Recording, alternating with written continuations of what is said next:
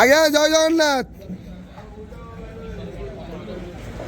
হরি বল, হরি হরি বল, হরি হরি বল,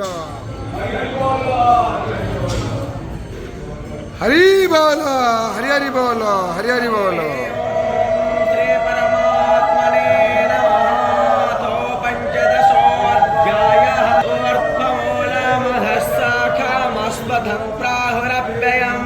छन्दांशीयस्य वर्णानि यस्तं वेद स वेदवेत् अधश्चारथं प्रसुता तस्य शाखा गुणप्रवृद्धा विषयप्रवालः अधश्च मूलान्यनुसन्ततानि कर्मानुबन्धेन मनुष्यलोके द्वन्द्वैर्विमुक्ता सुखदुःखसङ्गै गच्छन्ति मूढा बलमं वयं तात तद्भासयते सूर्यो न शशाङ्को न पावकः यद्गत्वान् निवर्ति बलोके जीवभूता सनातनः मनसष्ठानि मोठानान् पश्यन्ते पश्यन्ति ज्ञानचक्षुषः दन्तो योगिनश्चैन वेद हरि बोल, हरि हरि बोल, हरि हरि बोल।